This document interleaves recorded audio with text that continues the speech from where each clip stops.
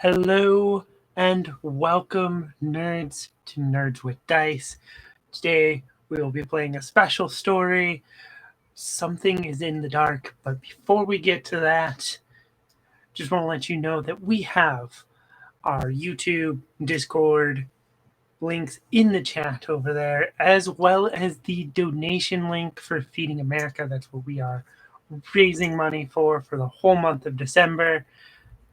Now, I'm going to pass it over to the darkness over there on the tablet and let them introduce the game and everything else.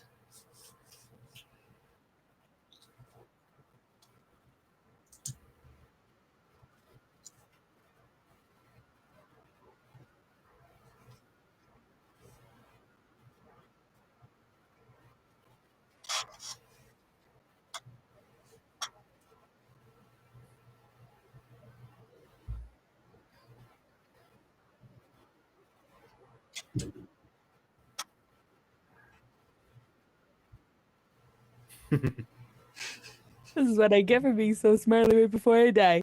Hi, everybody. My name is Murph. I use they, she pronouns. And today, I'll be playing Polly, who uses she, her pronouns. And I'm going to popcorn it over to Danny. Hey, everybody. Danny Mendoza. Super stoked to be here. Thanks for having me. Love playing at Nerds with Dice and with all you lovely people. My pronouns are he, him. I'm going to be playing Miguel del Toro. His pronouns are he, they. And I'm going to popcorn it over to the other Danny. Hello, it's me, the other Sorry. Hello, it's me, the other Danny.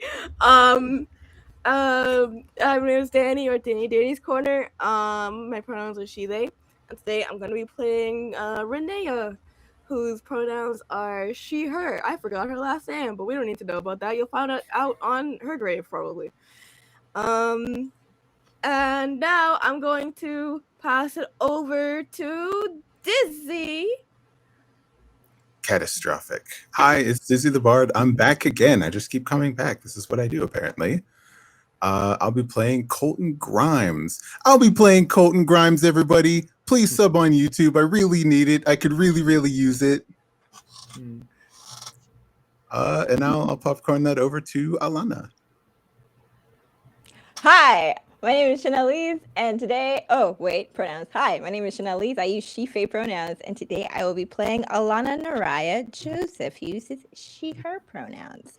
And I'm going to popcorn to Sophia.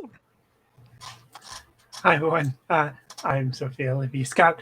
I use she, we pronouns, and I will be playing Zoe Slaughter tonight, who uses she, her.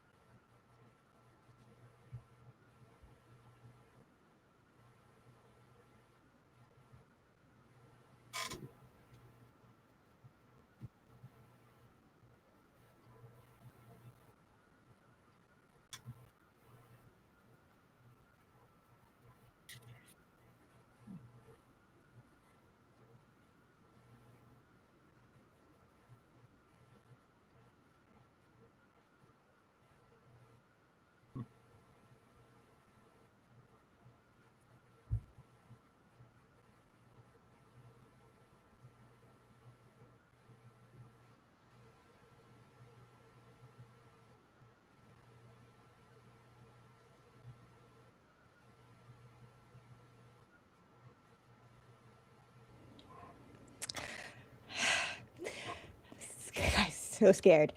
Alana slept in... Ooh, I do have a question, because I do forget if we if we lock this down, is this a college town or it's close to, yeah, traveling.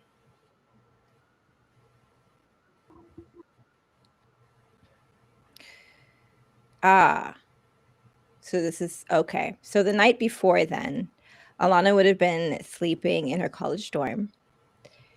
I think it's a dorm. She has a roommate, one other roommate. Pretty small. A sink, bunk beds, kind of a 2-desk, if possible. I don't know. Yeah, 2-desk. Yeah, there's a 2-desk situation. It's a college dorm, nothing too special. Yeah.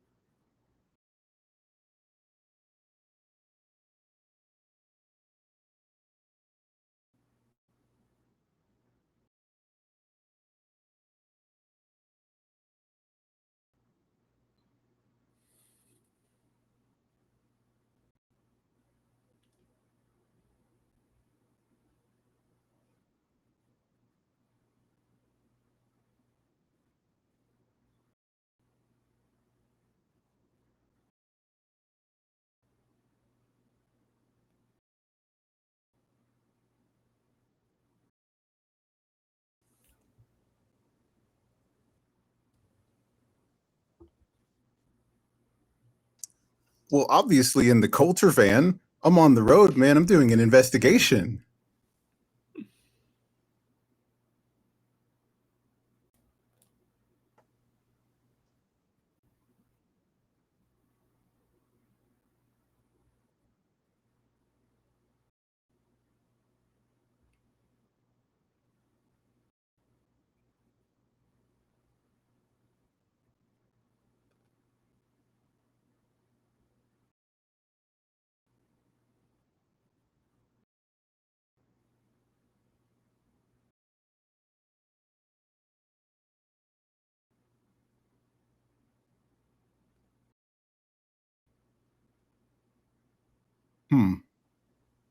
I don't feel well equipped to deal with this problem.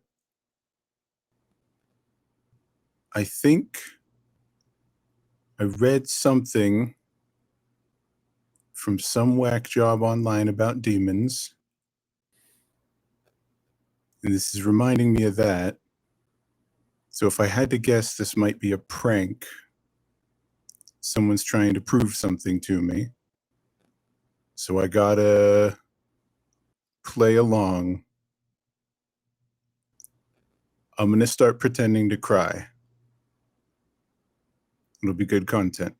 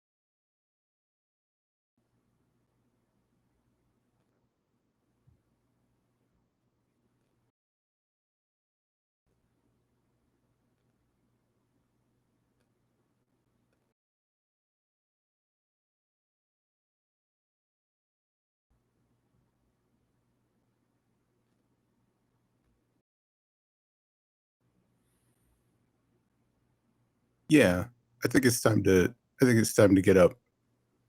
You don't really hurt somebody, you don't take it too far.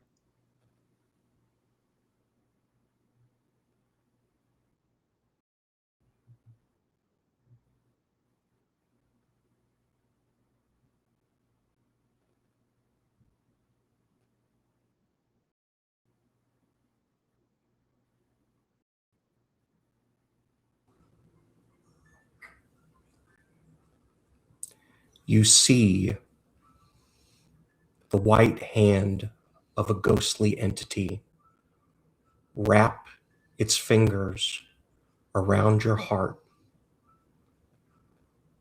Squeeze once, squeeze twice. You feel those beats before the entity rips your heart directly from your chest.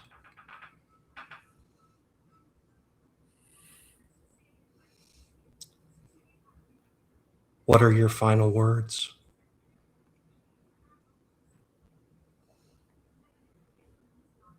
Fuck, bro.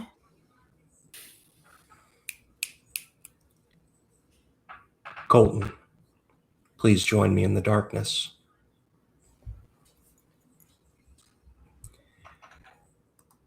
And that is the beginning of our game of Something in the Dark.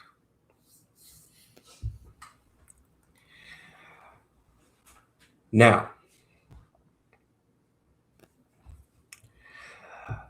let's go around and give introductions as to who your characters are, what they look like, what they are doing at this haunted location. Starting with the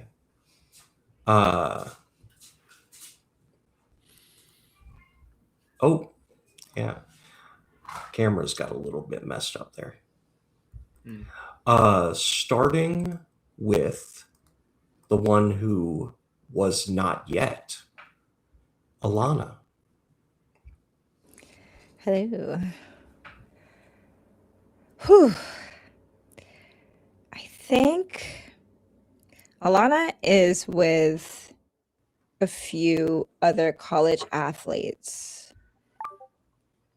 There's this haunted location nearby. They've never really had a chance to go check it out, but there must be some kind of, oh yeah, I do know what time of year it is. There is some sort of, and I really doesn't matter because I don't know sports anything, so I don't know if there are sports breaks in the fall, but they're finding time to go and investigate this haunted location together.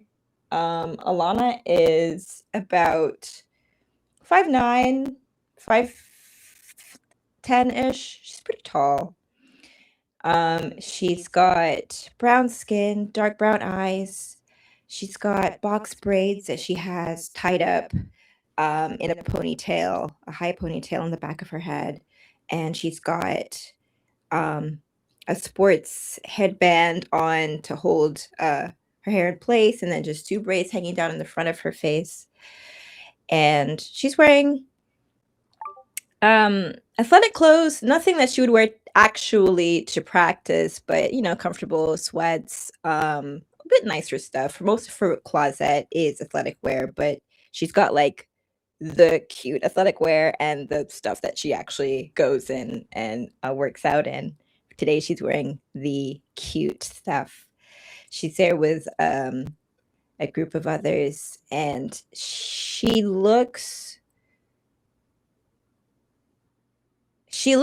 look apprehensive unless there's a lull in the conversation. But every time there's a moment where no one is, poking fun at her, or not poking fun at her, but there's no interaction. There's no jostling each other and interacting with each other. Anytime she has a quiet moment, her facial expression is tense.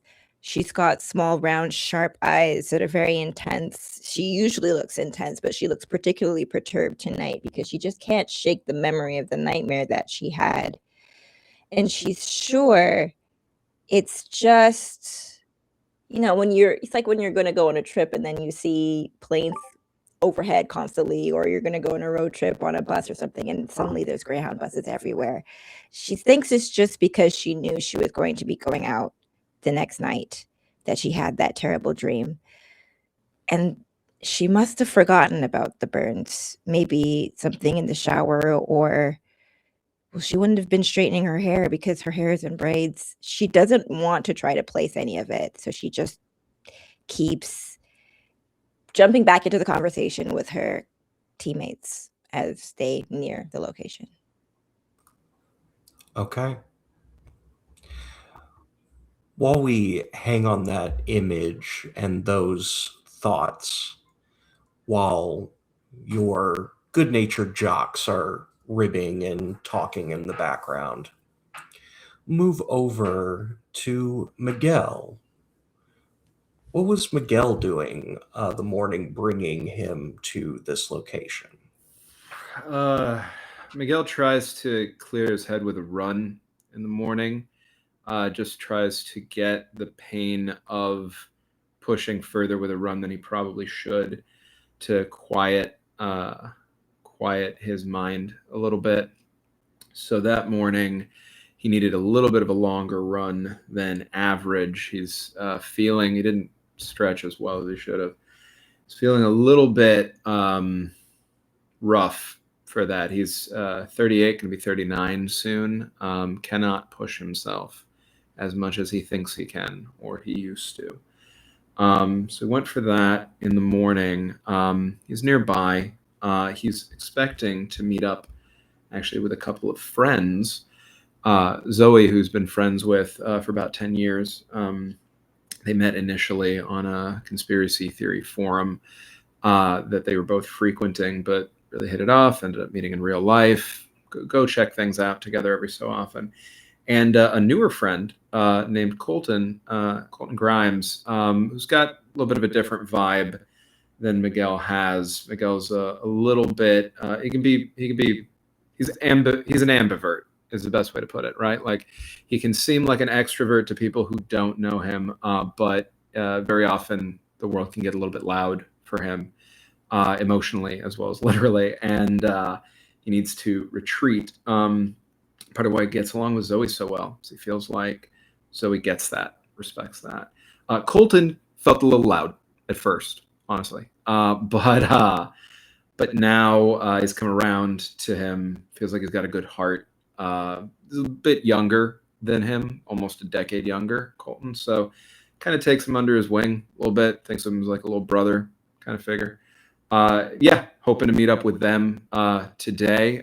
Just runs back over to his truck, does a little bit of like side of the truck cleanup, tries to not smell absolutely terrible, changes shirts. That's his morning. Okay. Wonderful.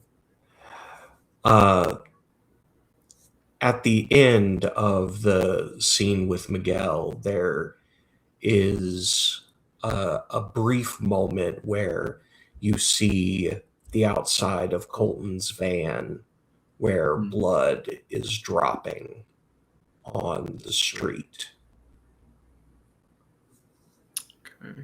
I stop immediately. Actually hadn't finished getting my shirt on. Drop the new one. I had already put the old one down. So Miguel's ex-military. A little bit of training takes over muscle memory. So he starts looking around to see if there are any signs of any threats outside of the van while taking a little bit of cover behind his own truck. None whatsoever. And do I see any sign of, however, I think Zoe might have come to the street? Did you all come together? I don't think so. That morning, I think we came to meet up as a group over here, the three of us from our own sort of distinct places. I think this is early enough, if you would agree, that hadn't seen Zoe before then. But my first thought after that is she okay? Yeah. No, nothing, no Zoe in sight at this point. All right. I do think for a second about, I don't know what this is. I'm going to grab the shirt from the floor and I'm going to wrap it around my hand. And I'm going to move up to not the side that I see the blood coming out of. Would that be the passenger side or the driver's side? It would be the driver's side. Okay. I come up around the passenger side to see if I'm able to. I don't know what kind of tints this might have, or if there's like windows on the sides with the doors, or if that's blocked off. But I come around to see if I'm able to get a vantage point to see inside before I figure out if I need to break in or not. Okay. You are able to get a good enough vantage point to see what's going on, like as far as see inside, see the driver's seat, see back into the back, even with the way the sun is coming in. It's empty. Okay. I go to open the door a second, stop, realize what this can look like, pull out my phone, go to call 911. Okay. On that, we will switch scenes. And next up, talking about your morning, Renee. That's me. So Renee's morning is as energetic as ever, but not because she chose it to, but because the friends around her who are pulling her around and forcing her to be social make it so. Renee is a sort of shorter, dark-skinned woman, sort of young woman, college age, around. She has her hair is sort of in like this afro that is like a little messy. She's wearing what looks like very comfortable clothes, sort of like a sweater, a striped black and white sweater, that's going to protect her from the cold, and some sort of baggy pants, with another jacket that's wrapped around her waist and sort of tied there, and she has these light brown eyes that seem constantly. She has resting sad face, where she constantly looks more upset than she actually is until something then makes her upset. And so her morning, I imagine the scene we start on is her friends who stayed in a hotel room, who made her stay in a hotel room with them because they want to go to some random weird horror event that she doesn't even understand what's happening about. She doesn't know the full details of. They just grabbed her and said, "You're going. We have a week-long break." And she said, "But I have things to do. I said I was gonna draw, and then I had and then it was the big, and then. But you see, I watched the movie. I watched the movie when this happened. I think I forgot the name of the movie, but I watched the movie, and this stuff like this happened. They went to a hotel. You know what happened in the hotel? They died." You're going. Okay. And then she went.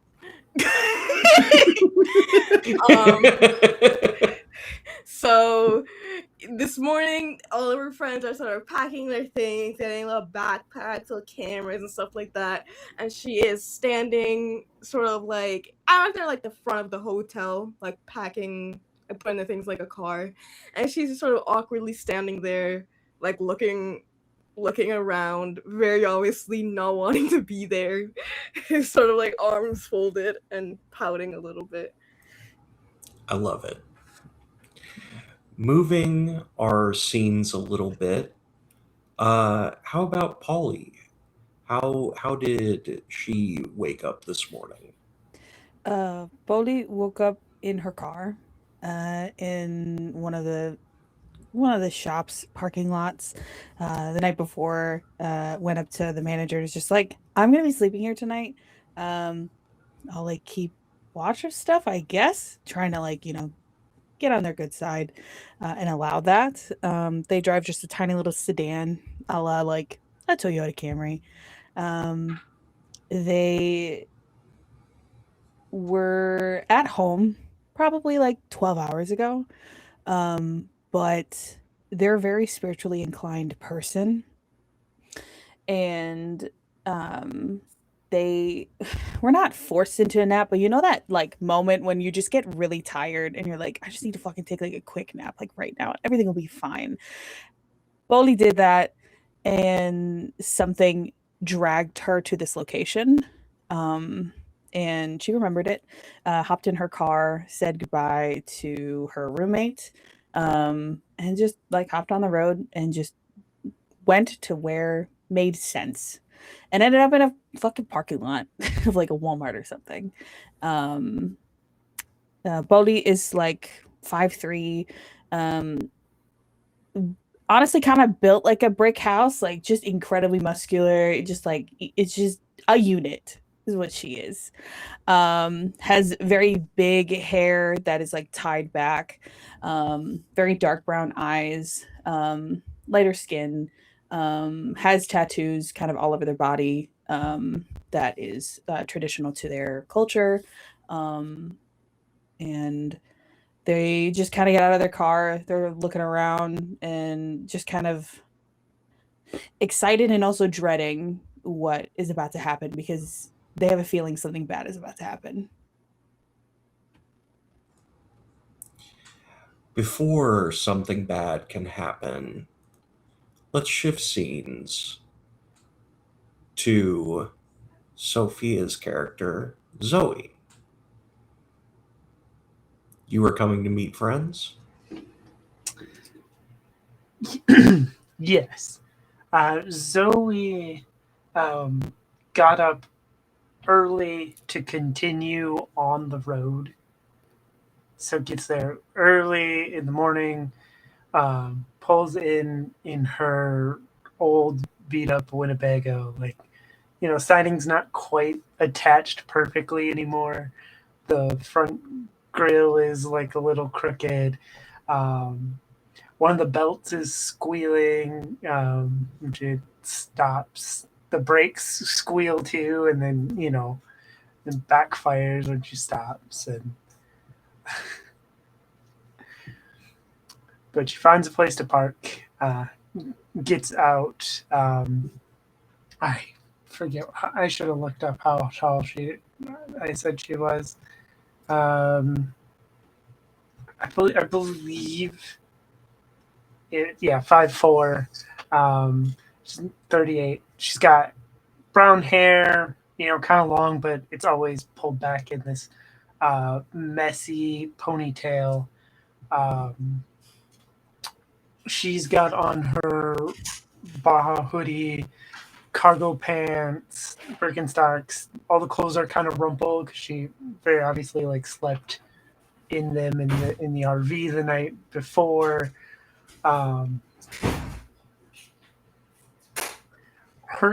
That's her morning was just kind of driving in and getting into town and going to look for Miguel and Colton. Okay.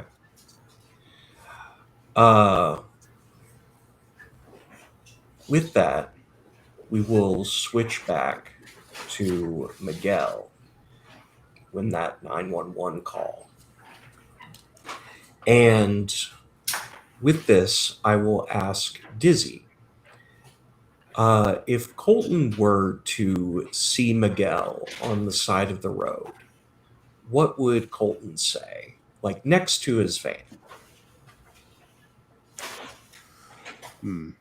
At this moment? Yeah, putting last night aside.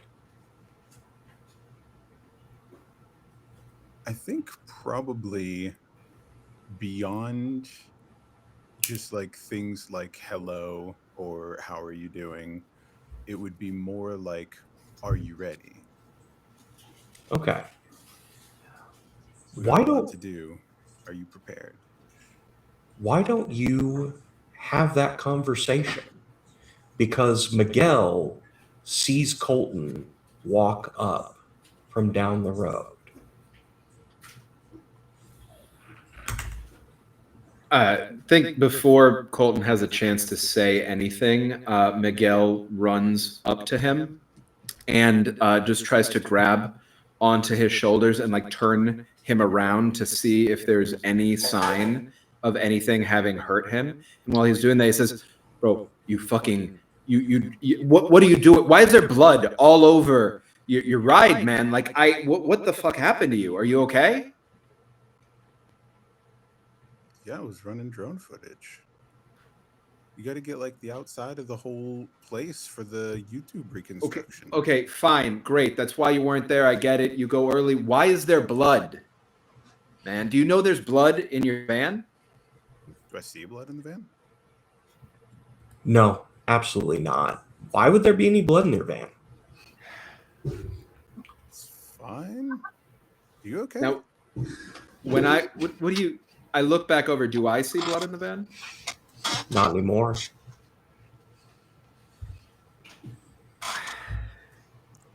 Okay. There was. I swear to you, and I swear I really saw. It was like it was dripping off the. I don't see any right now, right? But like, it was like it was dripping blood off the side. I swear, I thought you were like dead inside of there, or somebody had gotten to you. I checked around this. I was about to call 911. I look again. I still don't see any blood. No, none whatsoever. Well, I guess thanks for not calling the cops then. Yeah, it's all right. I'm sorry, man. I don't know what this is. I don't know. No, I don't think it is. I really don't think it is.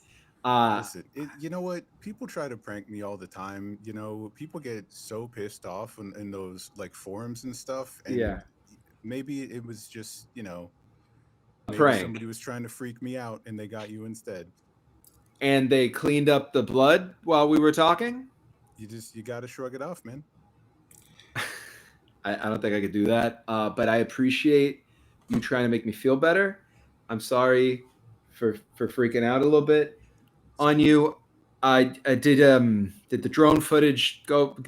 Was that good? Did you get the No, things? my battery died. I got to get more batteries, man. All right. Yeah. I mean, do you want me to help? Like, should we go pick up some more? Are you going to need it for what we're going to do You today? got to order them. I can't afford like a nice one, so it's like a Chinese knockoff, and you got to order the batteries straight from them. So I have batteries Okay. coming, but it's going to be another 3 months because they're like in the middle of the Atlantic. Okay. The whole time that he's talking to me, I keep looking back over at the van. So, really quickly, Miguel, since you're trying to see if something's off, why don't we have our first roll of the game? Beautiful. Just to sense if something is going wrong. So I think you could probably say you're perceptive and pragmatic. So I think you're rolling 3d6. Does that sound good to you? Love it. 3d6 is something going on. Okay. That is a 6, a 3, and a 3. Okay. So with that, death is going to stalk closer. You will add 1 to your death clock. Okay. And nothing seems off with Colton. Everything seems on the up and up. And that in itself feels weird. And you definitely can clock that.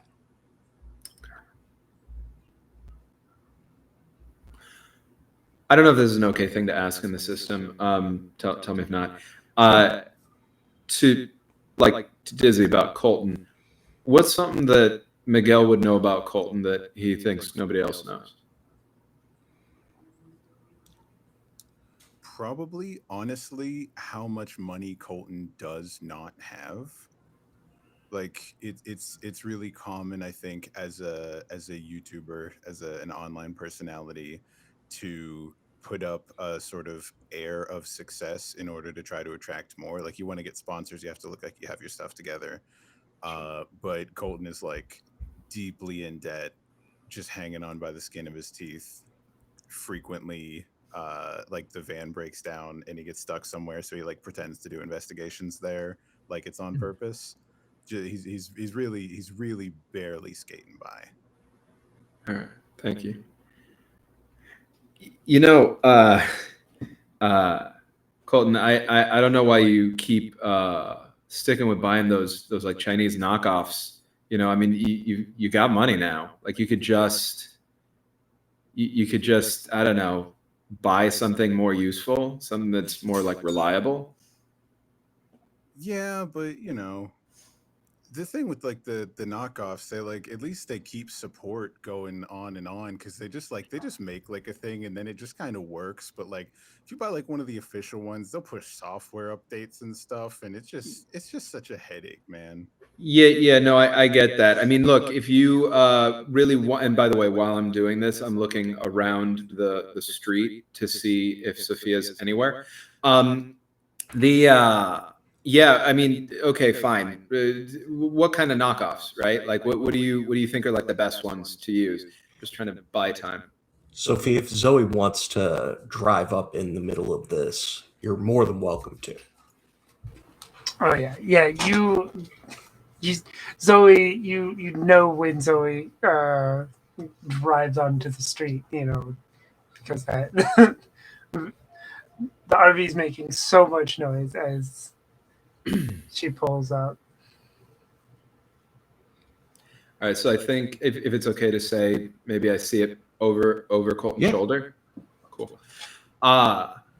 Sorry, man, give me a second. It looks like Zoe's getting here. I had told her that I was going to help her like bring some of her shit down. Why don't you just like hang out, see if there's anything you can do to like prep your shit, and we'll be out in a jiff. Yeah, I'll just start testing mics, man. You do what you gotta. All right, but thanks. Roll off in that direction, and we'll go up to Zoe's Winnebago door with a knock that I think Zoe might recognize as A, probably Miguel, and B, something's wrong.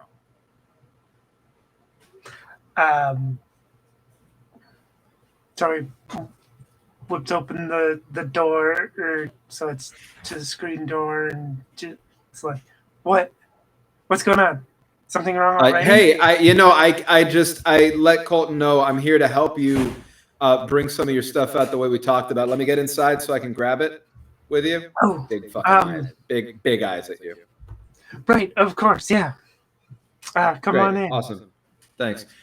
Close it up behind me, and I lock the door as we get in, and I say, Colton's fucking weird, Zoe. Like, Colton is being fucking weird. I know I didn't really like him at first, but there's not that, okay? It's just fucking strange. I swear to you, I don't know if he's trying to fucking prank me for some stupid content shit of his, or if something worse is going on, but I saw fucking blood coming out of his van, okay? And then I see his ass roll up right as I'm about to call the cops, and then he tells me, no, there's no blood in the van, and I turn around and there's no fucking blood coming out of the van. But I swear, Zoe, I know I got stuff. I don't see things, Zoe. You know what I mean? Like, I don't see shit that isn't there. And it's suddenly gone. I don't know what the fuck I'm supposed to do with that. And then he's being weird because he's not being weird, right? Like, he's coming up and he's like very reasonable and being like super normal. And that's not him at all. So I get a little bit weirded out by that shit. And he's complaining about his fucking drone. He's claiming he was out shooting a drone thing, and that like, oh, his batteries, or I don't know, he can't get them because it's a knockoff thing or whatever. So I tell him, you know, he's got like problems, right? Like, I don't know if you know this, like, I don't know if you know this, but he doesn't have like a lot of money right now. Like, he's in a little bit of a tough spot. And I tell him, okay, why don't you just spend the money that you just got? Because you like, you're good now, right? To get something better. And then he acts like that's true, which is weirder, right? Like, I was just doing that shit to see if I could like rattle him or something, but he he was like, he didn't know that he didn't have money. And like, we talked about it yesterday. Like, he didn't get money this morning. You know what I mean? Like, so I don't know what the fuck is going on, but it's sketchy as shit. He either like killed somebody, or like he's pranking us, or some other fucking shit is happening. I think maybe we should just get the fuck out of here, or like, I don't know. I don't like it. So,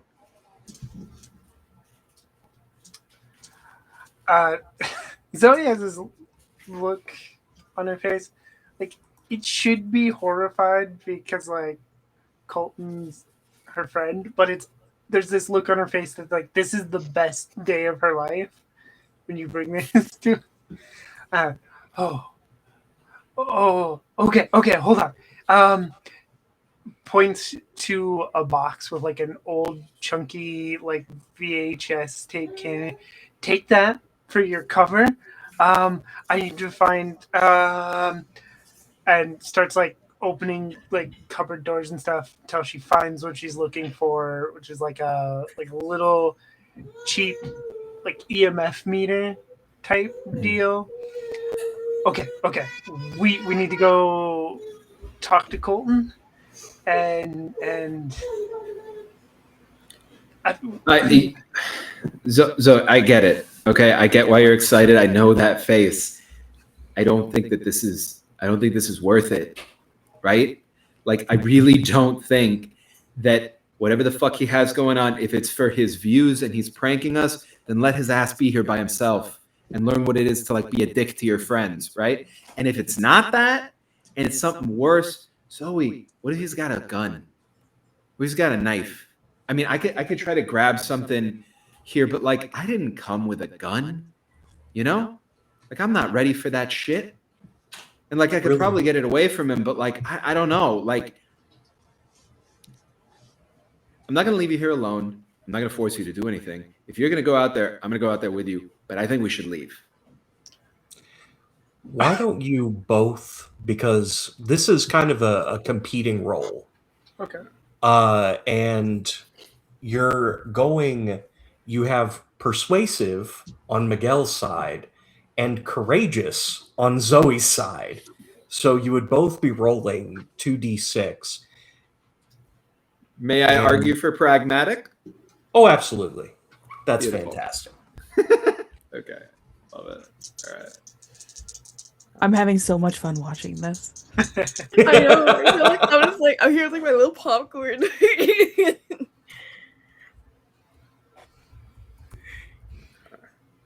Okay. Do we DM it to you, or do you want us to No. Just you can say what you roll. 6 and a 3? Should have had one more die. Sorry. Jeez, I wasn't positive if it was replaced. Yeah. You always and start a 4. out. Okay. Oh, perfect. 6, 4, 3. So we'll add 1 to your death clock for that. And Zoe. 2 and a 5. Okay. You'll add 2 to your death clock for that. God. I love that.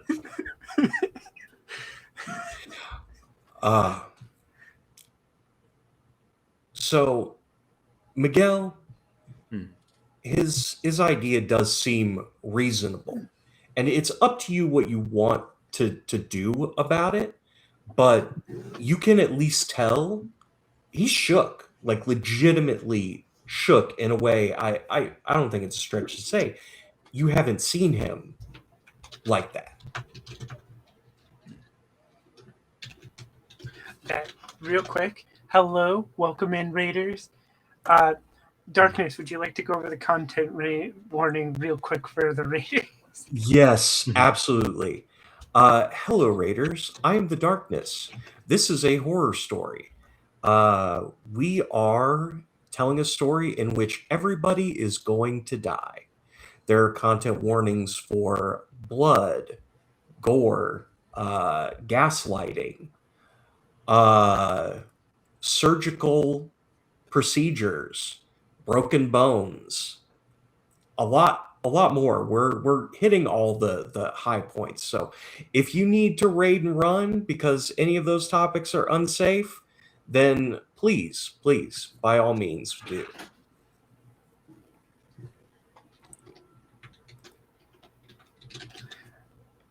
Okay.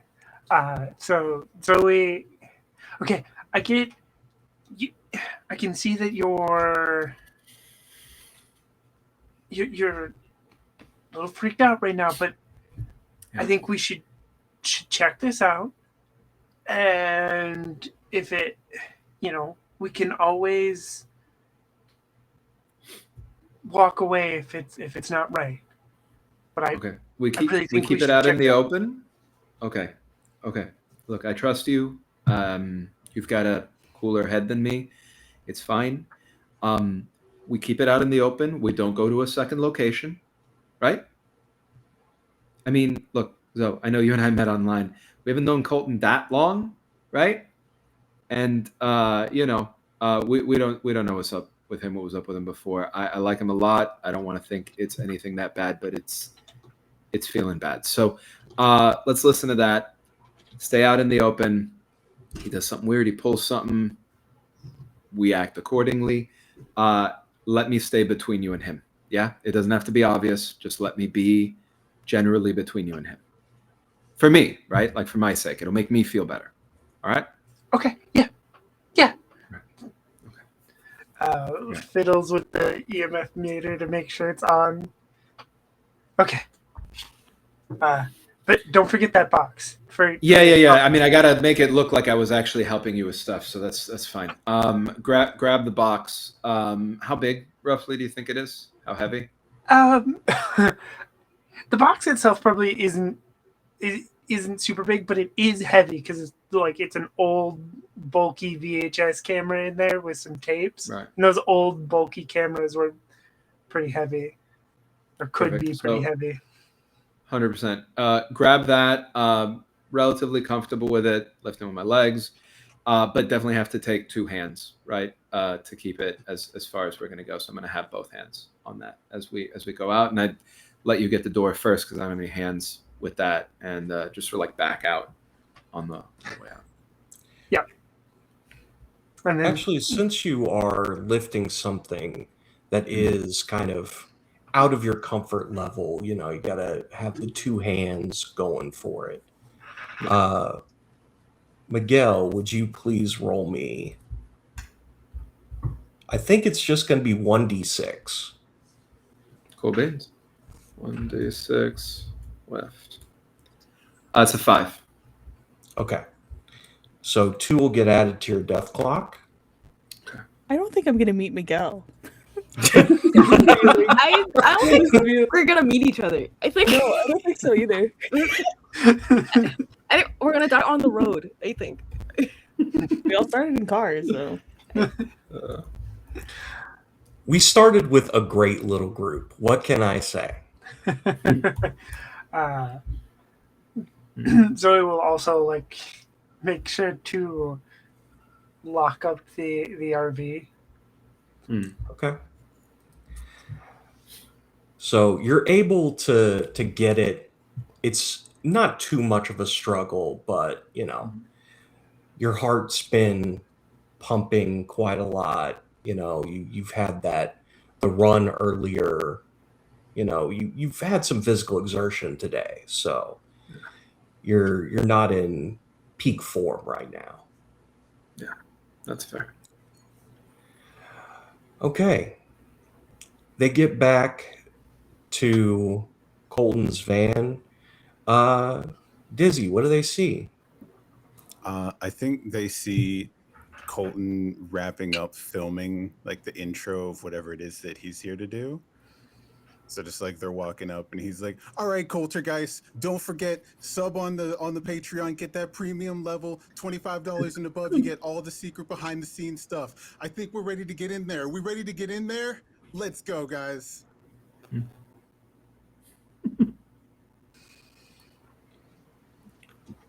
I love him and he's already The dead. power button on the camera and it's just okay.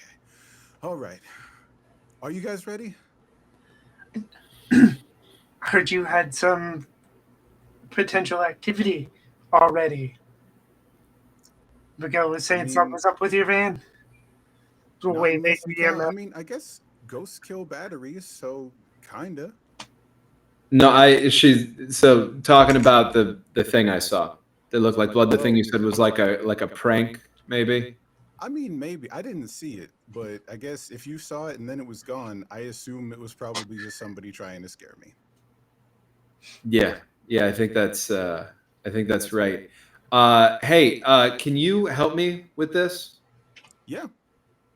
Great. And I hand it over to him completely. Okay. That's a fantastic. I don't know what to do with that. Let's go. Let's go. I knew it. I knew. I saw the look on Sin's face. I knew it. I saw the line of reasoning. Okay. Go ahead, Dizzy, make a D6 roll. Actually, 2D6. Well, the same ones from earlier. There you guys. That's a 1 and a 3. Okay. So you're going to drop that. And I would like you to select Zoe or Miguel, which one you are going to kill.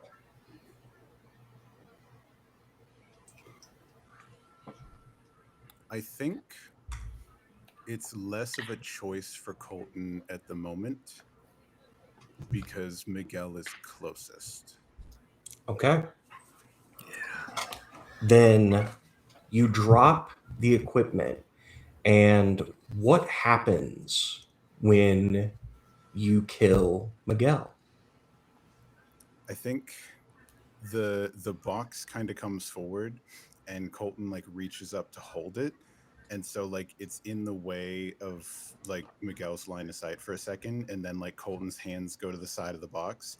It falls through his fingers, and Miguel sees like the open chest cavity with the heart missing and blood dripping from the van again. And then hears Colton sees like his frightened face from the night before and just hears, "Fuck, bro."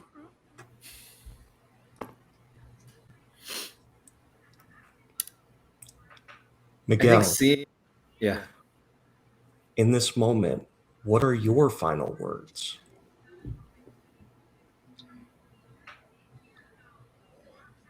Can I paint the picture a second before I give? Oh yeah, absolutely. Miguel's heart is in his throat the second that he sees the gaping wound in his chest. He sees the blood behind him. He sees the vision from last night. He looks into Colton's face, and with his heart ready to burst, having what feels like a heart attack or maybe a panic attack, he can't tell, as there's tingling up and down his arm, and it feels like an elephant is on his chest. He looks Colton in his, he can't tell if his vision's fuzzy or if Colton's maybe a little translucent face, and says, "I'm sorry."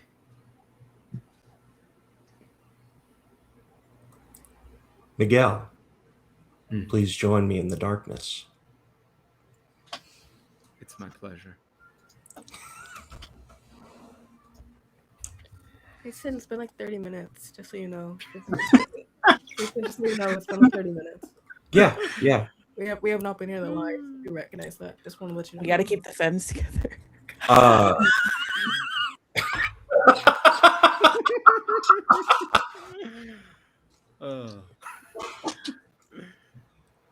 So, Zoe, when you turn around, both Miguel and Colton are gone.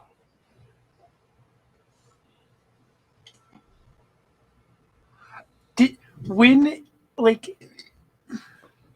any of this happened, did I get any like readings on the EMF meter, like as I was like waving it around in the van and stuff? Did you get any readings? Let's see. Why don't you give me a roll since you were focusing a lot on that, I think I'll give you imaginative on this one. And what do you think, eccentric? Yeah, I was gonna say, can I grab eccentric as well? So 3d6 you're rolling. A 3, a 4, and a 5. Okay. So we will add 2 to your death clock. The readings that you got were not off the charts, but there was a spike. And it's one of those spikes that you're having trouble telling if it was the equipment that was malfunctioning or if it was, something else afoot. But you did get a spike. So I think then, yeah, so she turns around. There was a spot. Where did you guys go? And we'll like walk around the van once, like looking for them.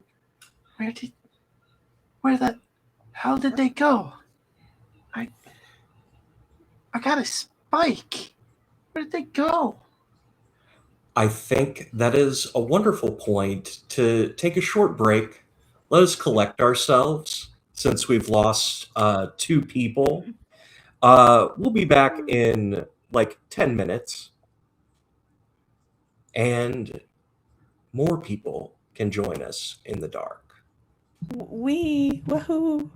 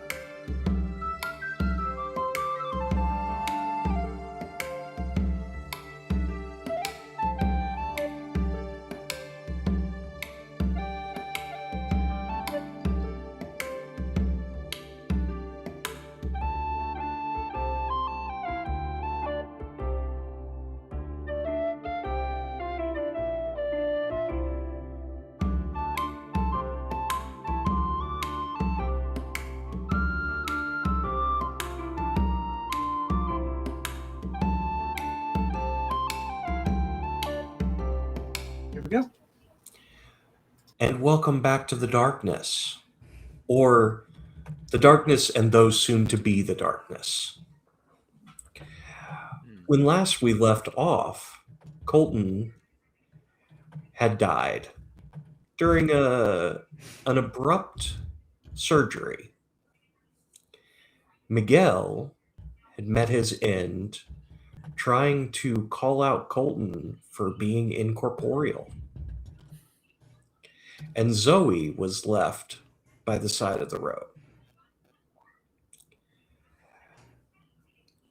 with a spike on her EMF.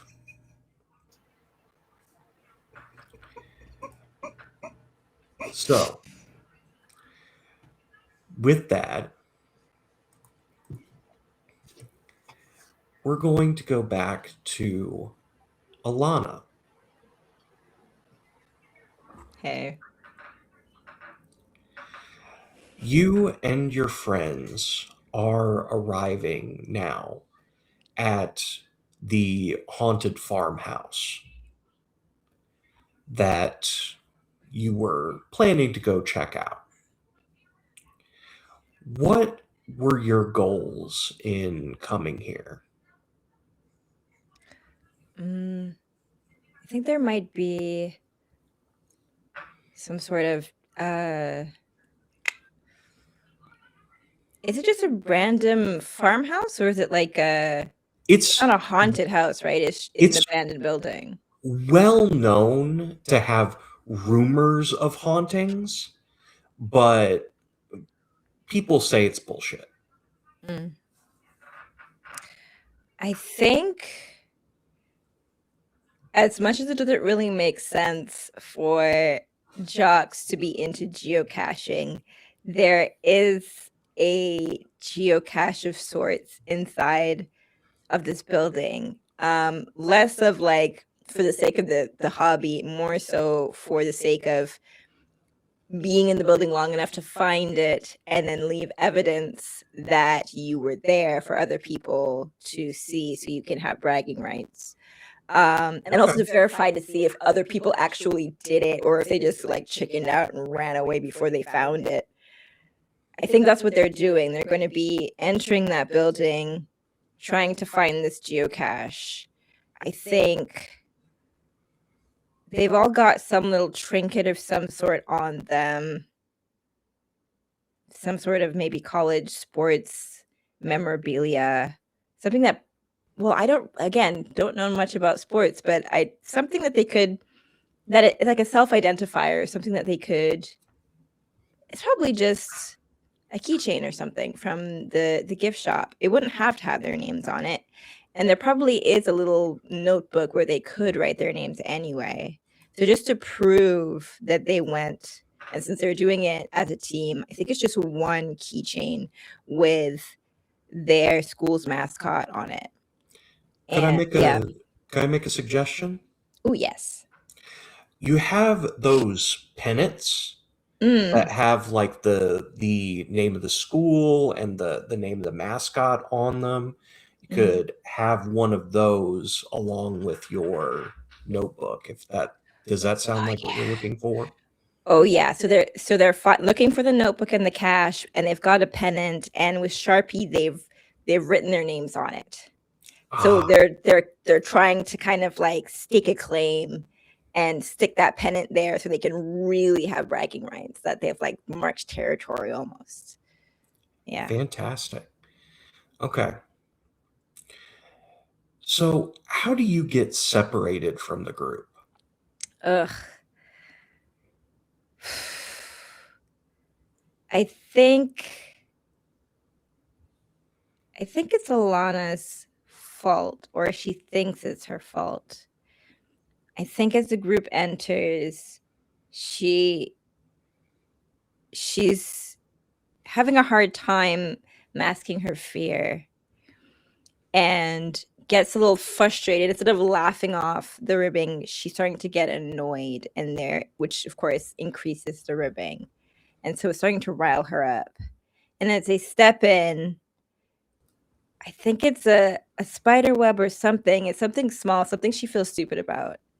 brushes across her face, and she closes her eyes and just kind of like does that spin and flap and disorients herself, and it shouldn't be that disorienting, being that they just stepped into the door, but when she opens her eyes, she's alone. And there's that silence. It hangs in the air like a wet blanket. She is alone.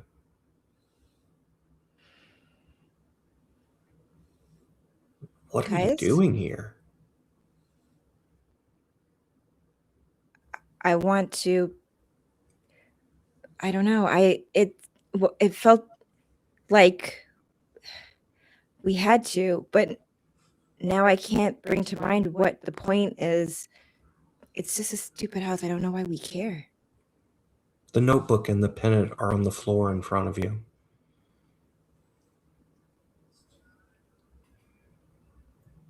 Guys? I think she bends down. She bends like halfway down to pick it up and then like thinks better of it. And then reaches down, picks up both. Doesn't know quite what to do with them. In that moment of confusion, we're going to go ahead and swap scenes.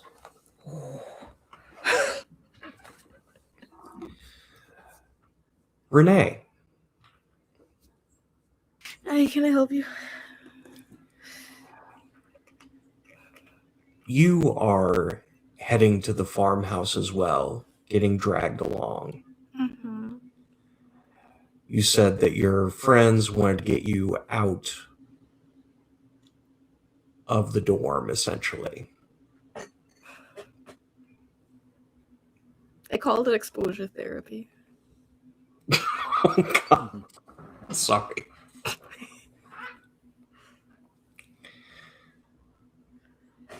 Okay.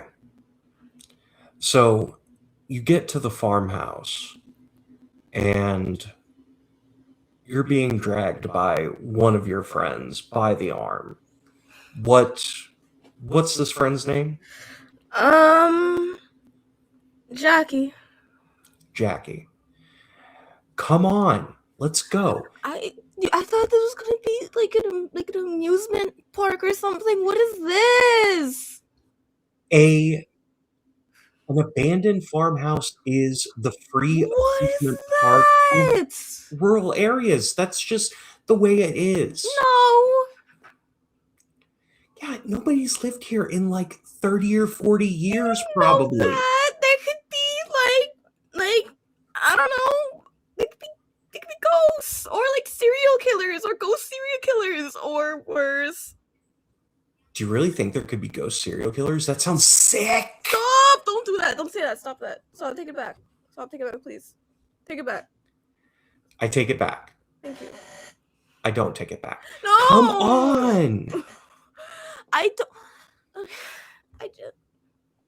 So I did the whole thing. I went outside. I got all dressed, and now I'm here. I'm here. We can take pictures and we can leave. Can we please take pictures and leave? Okay. Mm-hmm. We'll take a couple selfies together and it'll be good. It'll be golden. We'll head out after that. Okay, can we at least stay at the front door? Like the front door. Can we at least stay by the front door? Like the first room. Second room even. I'll take second room, please. The foyer.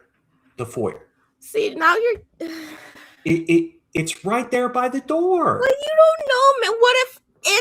What if it moves? Okay. Okay. But no deeper. I don't want to go down like creepy basement stairs or something. Could you go ahead Oh, Lord.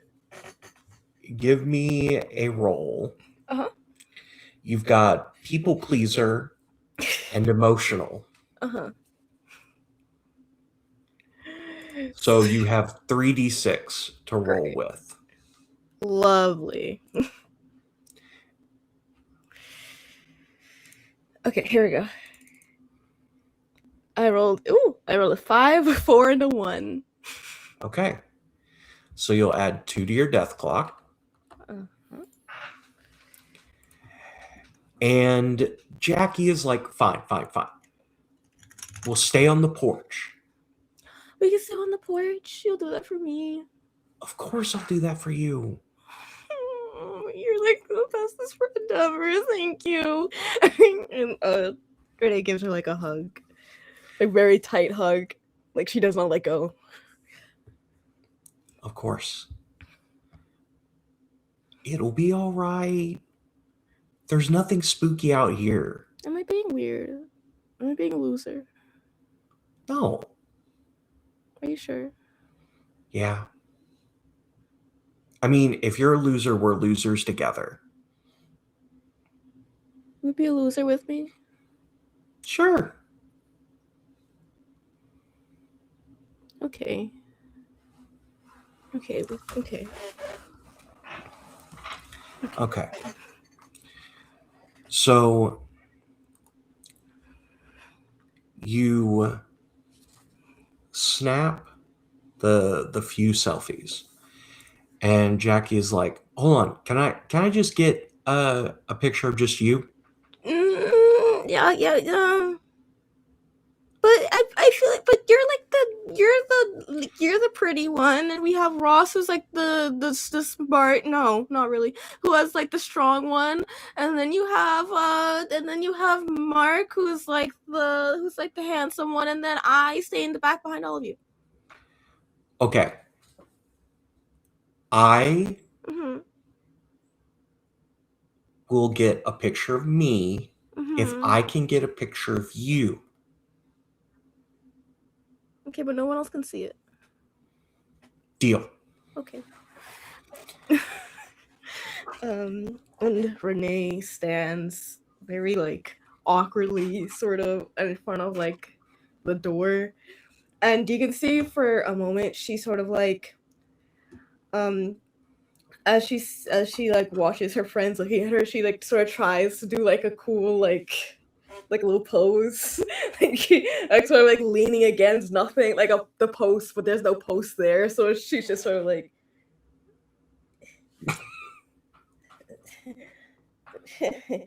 no? Okay. And she takes a picture as the flash brightens up and disappears. She's gone. I'm alone. You are alone. I think as like Renee like blinks, and she like takes her glasses off like to rub her eyes, and she's like, okay, but do we have to do the flash? I feel like I don't look good in flash. I feel like it really. Okay. Jackie? Wait. Jackie? Okay. And on that, we will switch scenes. Howdy. Yeah. What was your goal in coming to this farmhouse? Honestly, I don't remember much of the dream that I had when I took my nice little 20-minute power nap. All I Okay. remember is a pull to this farmhouse, and that's it. And I'm here on orders of something else. Okay. And as you are rolling up, and Zoe, you see someone rolling up around the bend. You come across a van, a Winnebago, and what was Miguel's car? It was a truck, a pickup truck. Okay. And a pickup truck.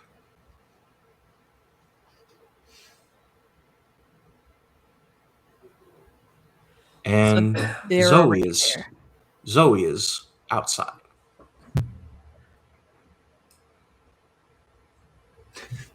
Probably still waving around the EMF meter trying to get another spike. Like, I don't know where they went, but maybe I can.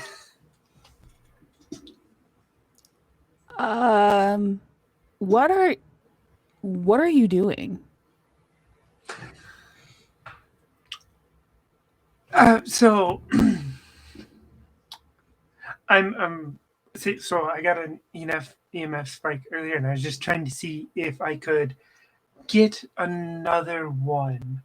Well, I wait for my friends to come back from wherever they went. Which is strange because I didn't hear them leave. Something's definitely weird is going on, which is exciting. Not sure what yet, but I will figure it out. Okay, so you're telling me you're a ghost hunter? You've lost your friends. You feel bad vibes, and you're like, I gotta keep doing that. Is that what you're telling me right now? Oh, no, Colton was the ghost hunter. I guess I'm kind of there, but You have an EMF reader in your hand. yes, because I did think this might be ghosts, but the original research did maybe suggest aliens. But then Miguel was maybe seeing visions of blood, so I thought it might be ghosts. So I grabbed the EMF meter to see.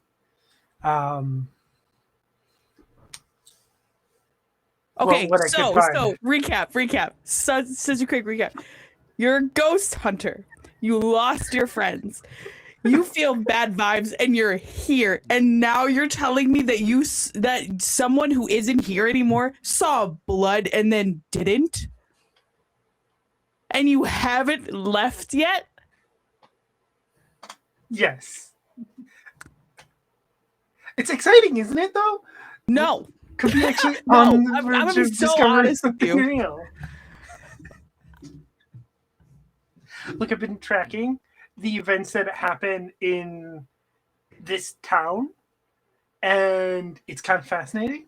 And I had to come see if I could figure out what was happening. Like I said, original research suggested aliens.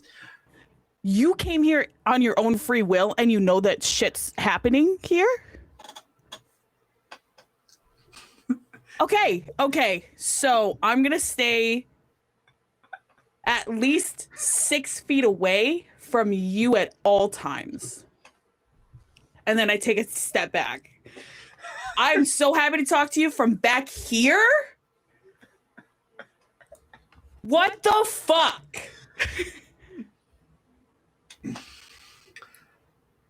I mean, you do what you need to do. It is kind of unfortunate because this does seem like Colton was right, and it's not aliens, but I also only got one spike. Yeah, I don't know who Colton is. I think you said the name Miguel. Maybe those are your two friends that are missing right now because sure you didn't hear them leave. I'm just sure they wandered off. It's fine. You would have heard them wander off. Okay. I'm going to be honest because I'm here. It is ghosts. And if you stay around me, you'll get a cute little EMF spike, but stay 6 feet away from me at all times. Cool. Is a voice recorder okay? Yeah.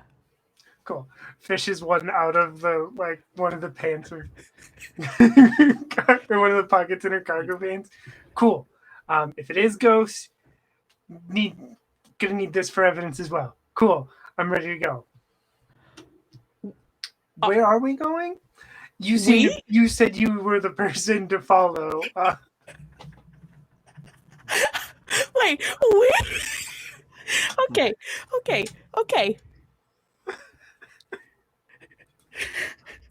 Really quick, Merm. Yeah.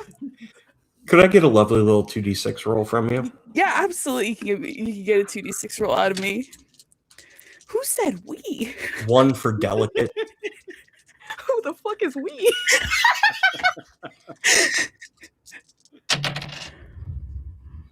No. Oh, that's a 1 and a 5. Oh my god.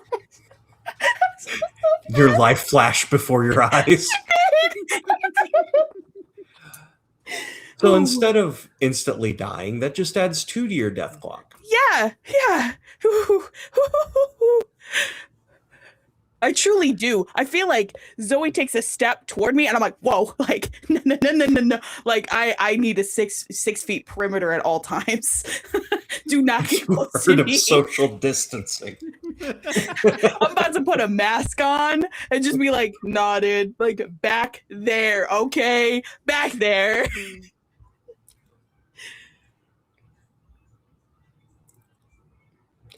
Okay. So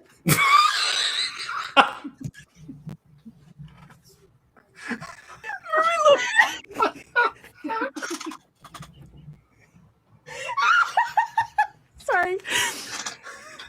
that's fantastic. So you get heated in this conversation, so much so that you don't realize that the farmhouse that you were heading to is now in rain. Like, you can see it. Your GPS shows that it was like you went 3 or 4 miles in the blink of an eye.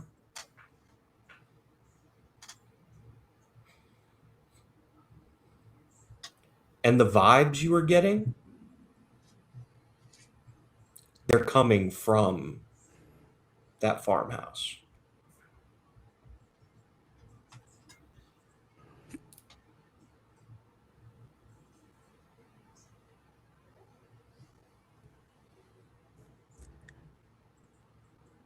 What's your name, by the way? Oh, my name's Silly. Oh, hi. My name is Boli. You can go in first. I'll follow behind. I trust you.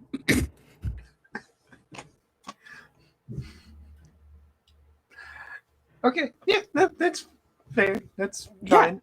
Yeah. So we'll go up to, like, we'll try the front door. Yeah. So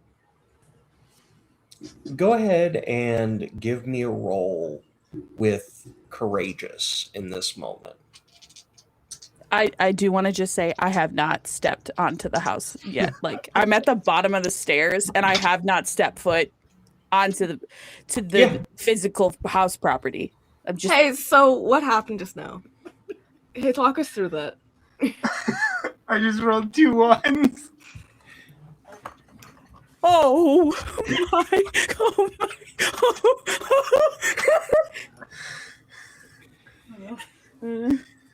So Danny, Miguel Danny.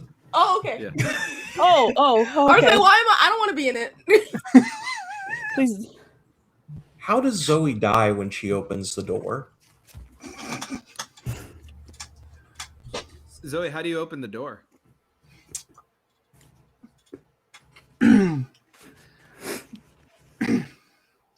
So I think Zoe opens it slowly at first and, like, kind of like like peeks through the door, like trying to make sure like nobody's right on the other side of the door. She's not too cautious. She is just going in. She's just a little slow at first, and then goes in. When she steps through the threshold, she instantly sees Miguel with a hole in his chest as well, looking like it burst outward, right? Like it exploded. Like an IED went off in his chest and just went in all directions. Stares her right in her face, incredibly close, and says, "I told you we should leave," and sticks his hand into her throat and pulls out her larynx.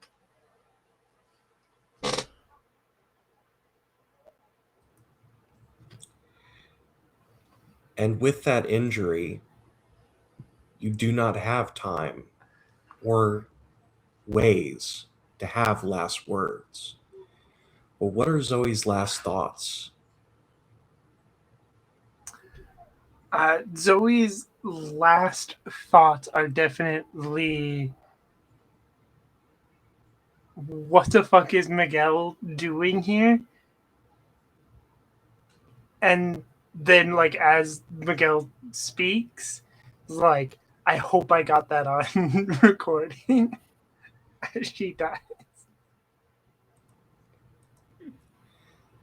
And as you fall to the ground, blood pooling, you see the last thing that you'll ever see is that when you dropped it, the tape recorder busted across the ground. The worst. That's just rude. Hey, so that's really mean of you, actually. Should have grabbed Colton's equipment.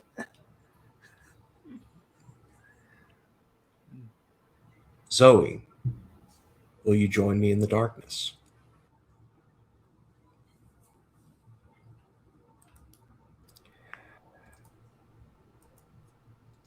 Pauli, you are left alone for a moment. What do you do in this moment, having seen this girl die in front of you? Is the body still there? Yes.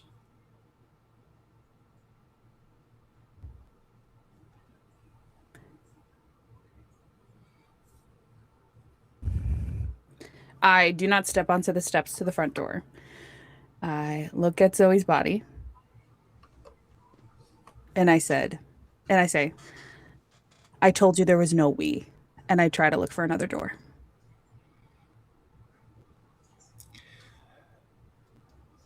As you're looking around for another door, you find a young black girl, Renee. You see Pauli.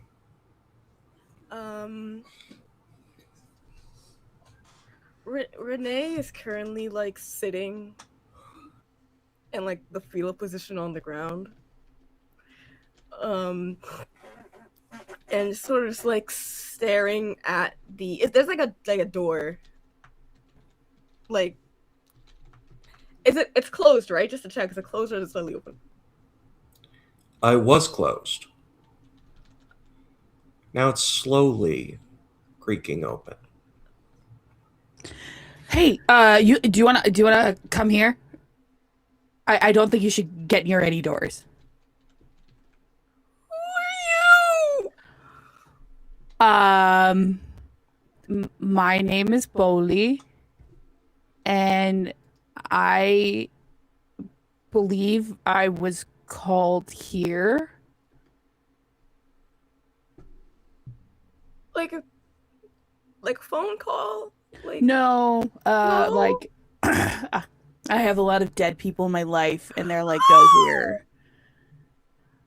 I'm not gonna kill you right now. Oh, what do you mean right now? Because I don't know what's gonna possess my body. I can't promise anything. What are you saying? a lot of things, and I realized that it's just not. It's not. You seem very anxious, and I'm just gonna shut the fuck up. Thank you. My name is Renee. Can I speak? Yeah, like a little bit. It's nice to meet you. I'm done talking. It's nice to meet you too. My best friends disappeared and I don't know where they are.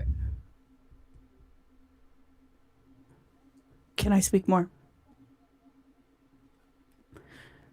I came alone. Why would you do? Sorry. I did that because I feel like you can feel the same thing I'm feeling, which is just bad stuff. Bad. Yeah, I'm not gonna say that. I'm gonna. Okay. Thank you. Yeah. I don't know what you were gonna say, but thank you. Yeah. No, Mhm. you'll thank me if you ever find out. Okay. Wait, I don't know. I really don't. Okay, what were you saying? What were you saying? I was saying I was called here and I need to be here for whatever reason. Yeah. Okay. Okay. Sure. No, sure. No, sure. That's okay. No, that happens. Yeah. You know, I get called to places, but usually it's like people who are like, you know. I have a roommate. She's great. I've known her 3 months. Is she dead too? She's the only person that I talk to that's living. That's cool. And then now you. This is weird. What? Huh? I should just shut the fuck up. The door is opening, and I really. Oh my God. I think this is a wonderful time to get like a vibe check roll. Oh. Just like a vibe check. So what traits are you trying to put forward at this moment, if any, for both Pauli and Renee? Emotional. Emotional. Okay. Danny, don't freak out. I would like to use monstrous. Okay. I'm so normal about what you just said to me. Yeah. So normal.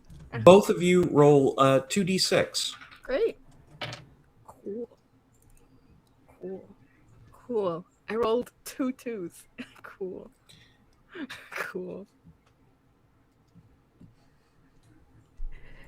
A 4 and a 2.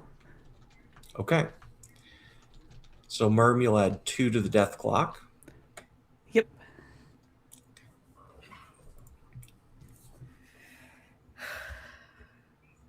And it looks like the door is just going ajar on its own.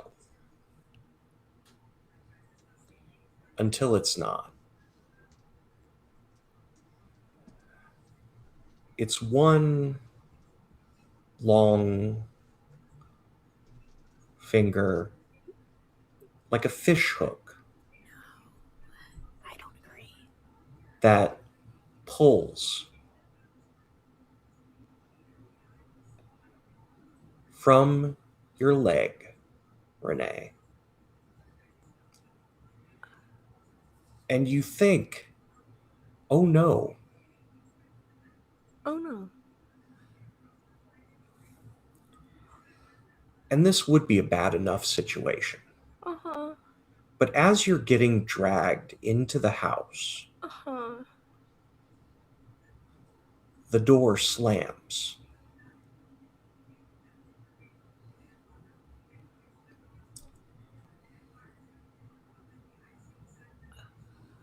You are separated bottom from top half.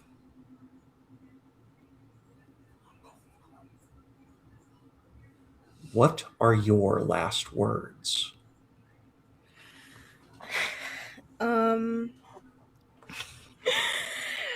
think as it starts as Renee feels something pulling at her leg. And her first genuine thought is, oh no. And she drops to the ground. Renee's a very scrawny, almost frail girl frame. She doesn't have a lot of strength. It looks like a wind could have blown her over at times. So no matter how much she is like pulling and trying to grab at like something, there's a moment, I think, where she feels like she could reach for Polly, like grab at like her hand, and then she stops because she hesitated for a second because she didn't want to get her in trouble. And in that 1 second of hesitation, she gets dragged through the door and she tries to hang on to the wall. And in that last ditch effort, as the door is like coming to slam shut, I think she looks up at Polly, and for a second in her eyes she thinks she sees Jackie. And she just goes very quietly, help me, and then the door cuts her in half.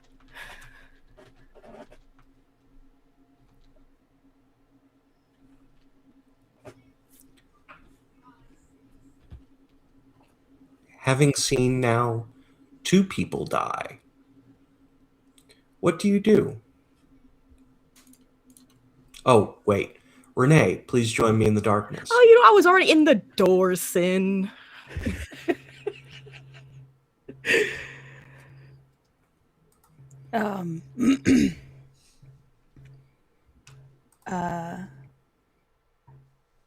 I close my eyes. I bow my head. And all I say is, I'm one step closer.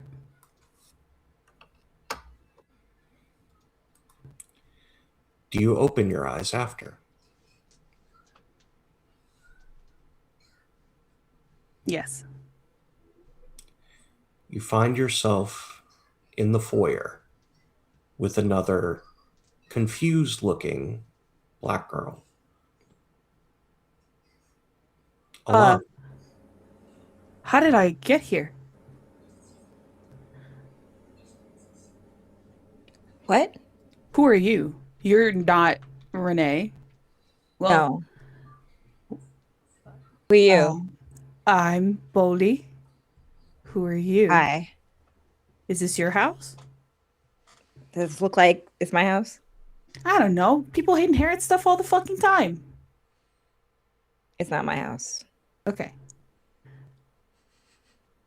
What are you doing? I don't know how to make small talk. I just watched 2 people die, and yeah. Huh? Where I'm at. What? Cool. Do you work here or something? Are you No, or like I kind of just showed up. I was like, I had a dream yesterday, and I was like, well, I gotta get here, and now I'm here, and I just watched 2 people die. So, pretty shitty, if you ask me. cool, great, whatever. I don't know why the notebook is here. This is what I was looking for. I need to find my friends. I need to put this pennant wherever, and then I need to get the fuck out of here because There's no one here. shit's weird. Pardon? There's no one here.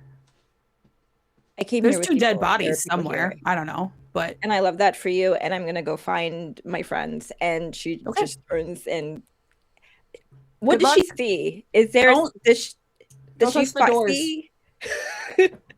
Noted. Thank you. Okay. And she's trying to like, where would she go if she could?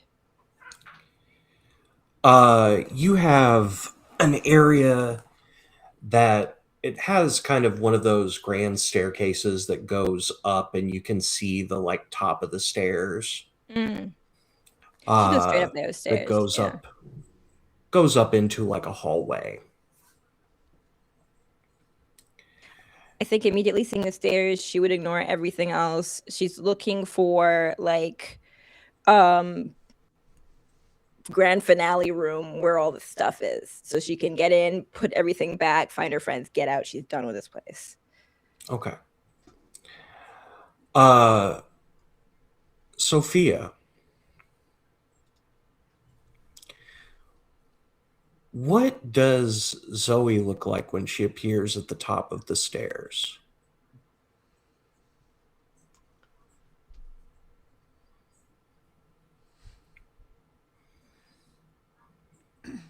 Zoe,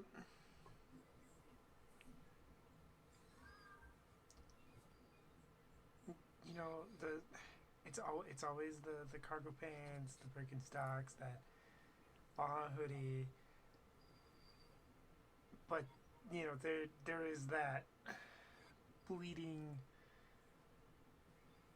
hole in her neck, in her throat, you know, and she's just staring down the stairs.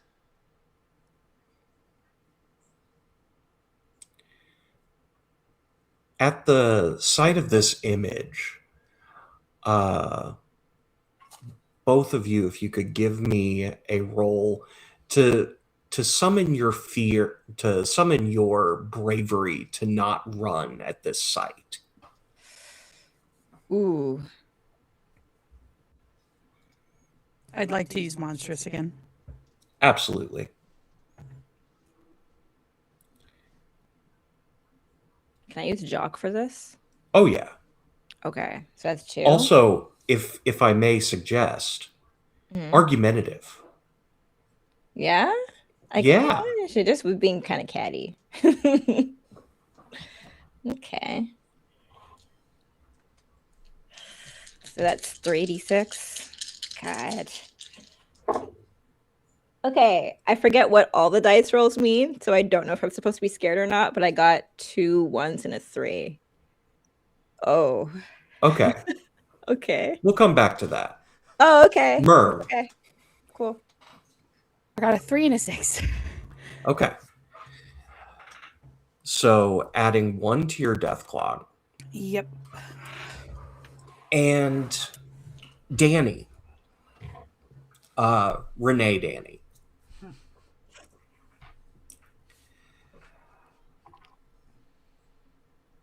What happens to kill Alana in this moment? Oh no. Okay. Okay. Hold on.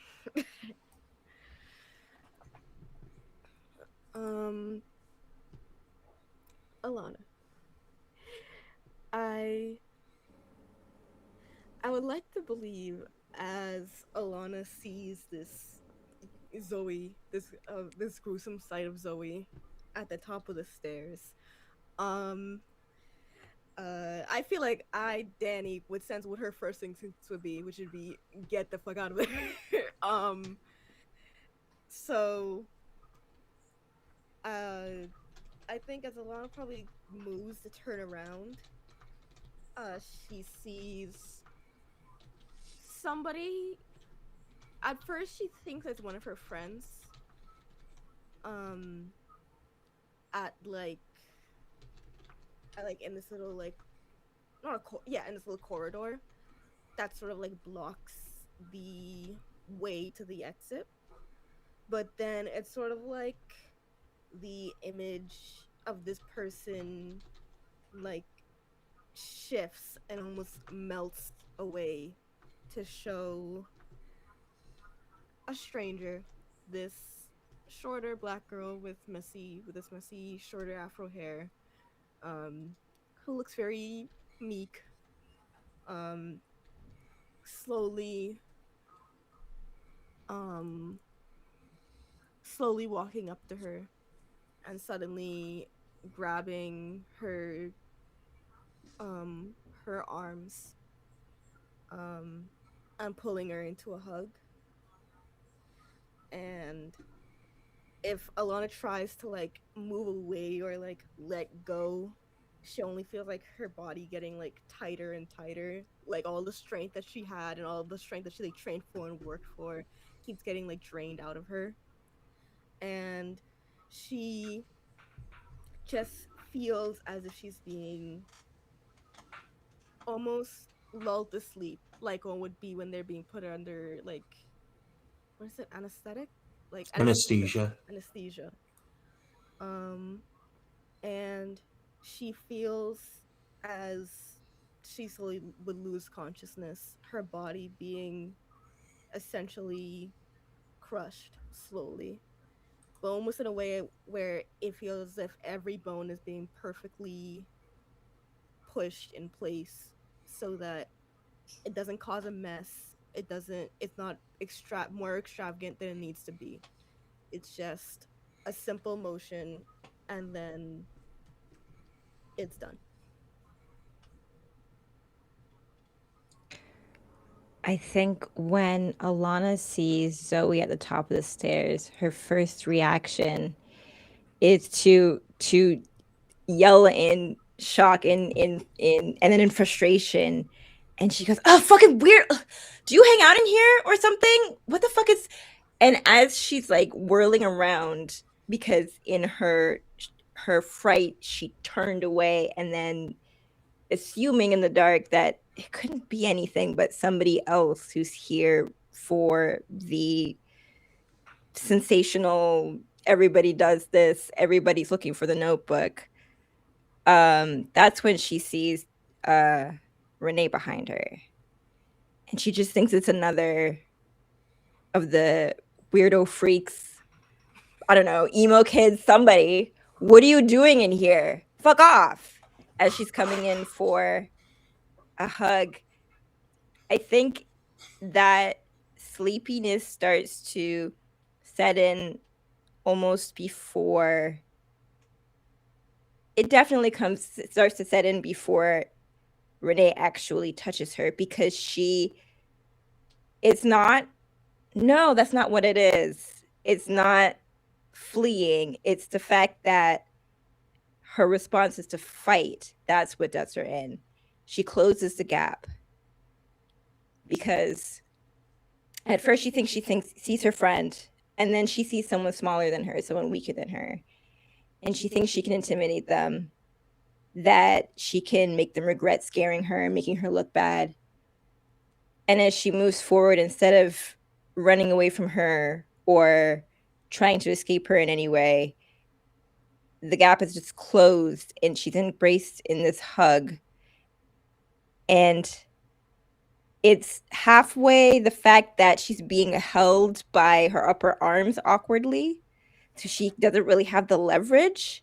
But when she pushes against it and feels the difference in the strength reversed, it's not so much that this person has overpowered her, it's that the force that she expects to be able to exert is gone.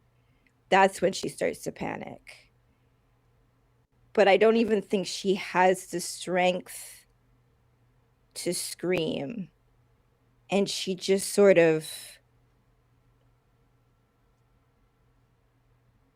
lets herself fall into it, because there's something oddly bittersweet about the relaxation. And as she slumps downwards, there's no final words. I don't even think there's really a concrete final thought. There's just a final emotion of disappointment and relief.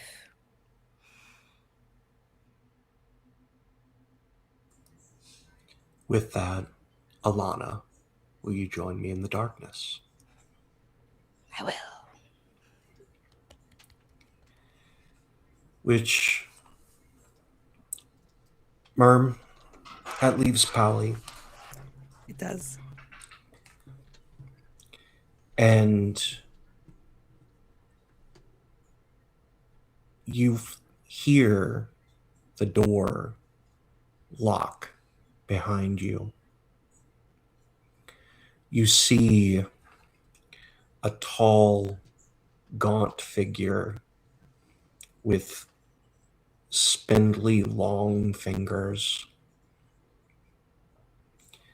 standing next to Zoe at the top of the stairs. This figure has on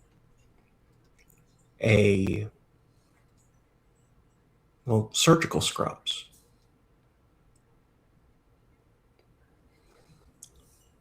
Bald, and a long scar forming almost like a tear off the right side of the cheek.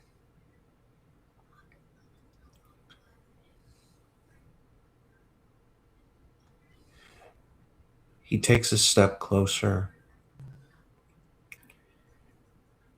and then you feel his presence behind you.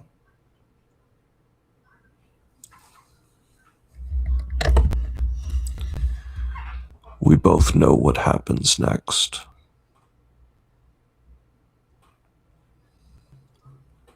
Either you can join the sequence willingly, or I will cut you down. Either way, you are part of it. You knew you were part of it. Your family was too.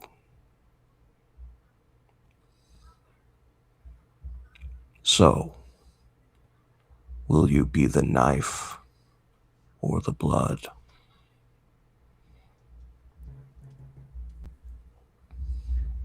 Before I give you my answer,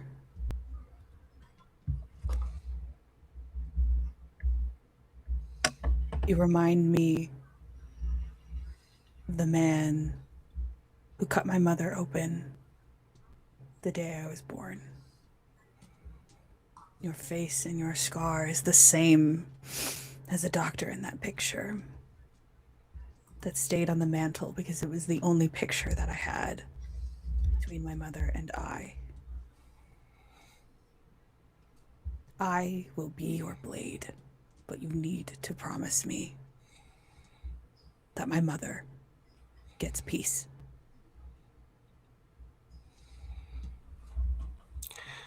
Go ahead and make a roll. I'll let you use, I think, every tag you have in a way. Yeah. Could be, I you agree. have I was going to try delicate, to argue for all. delicate, bright, monstrous. Mm. Go for it.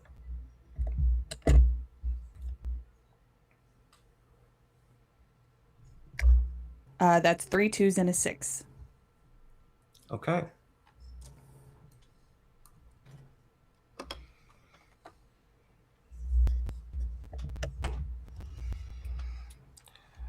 The silence hangs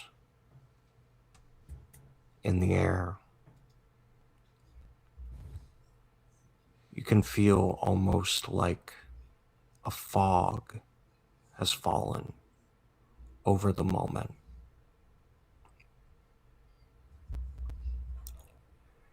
You will get no promises from me. And you get no promises from me.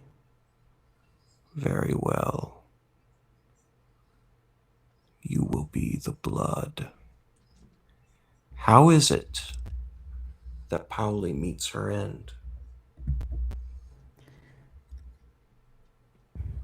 Pauli stands and doesn't move as the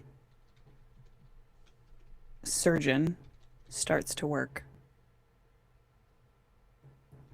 She holds her mouth shut and takes every last cut across her skin. She thinks of her mother. She thinks of her aunties and of every ancestor that wished for this to end with me. But I am just another part of the sequence. A cousin of mine has already been tapped and will take my place and will come to this farmhouse in just a few years to try again and again and again. The curse isn't mine, but it is mine to hold. And the very last thing that comes out of my mouth is,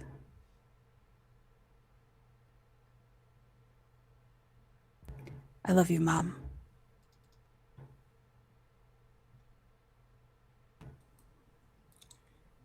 And that is where our game ends.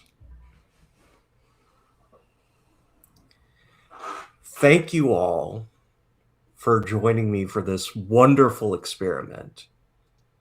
Merm, will you join me in the darkness? Absolutely. We are all in the darkness. And with that, we can bring up everybody's cameras so that we can do our outros. That was fantastic.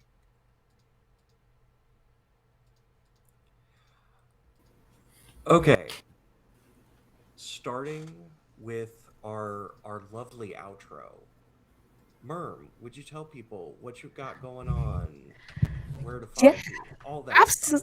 Absolutely. Hi, everybody. My name is Merm. I use they, she pronouns, and tonight I've been playing Polly, who uses she, her pronouns.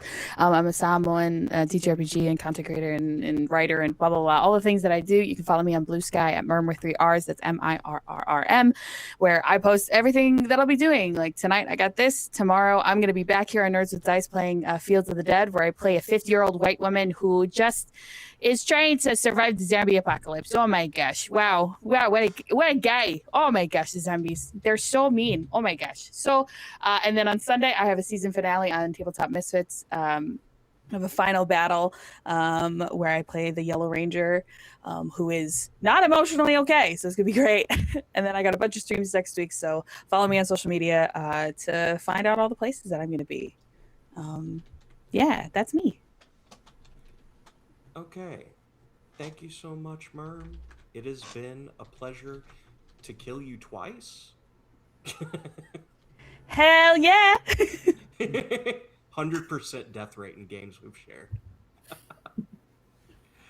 Next, let's go over to Chanel Lees. Hello. My name is Chanelise, and you can find me online pretty much anywhere at Chanelise, with or without the hyphen, depending on the website, because some websites don't let you put a hyphen in your username, and I think that's bullshit. And you can find pretty much anything Chanelise over at linktr.ee/Chanelise without the hyphen. And there you could find my streaming schedule and my actual play VOD portfolio and other Chanelise things, such as those. And speaking of streaming, the next stream that I will be on will be right here at Nerds with Dice. I will be playing Vessin on Wednesday, December 17th at 8 p.m. Eastern, 7 Central, and I hope to see you there. Fantastic, as I try to keep the cat from turning off my stream. We are purposefully skipping Sophia as we go in reverse death order, with Danny playing Renee. Hi, it's me. I died. That was really cool. Thank you all so much for having me. I had a really, really great time. So this is the first time you've killed me in a game? No. I mean, it was more of an implied death in Ironsworn.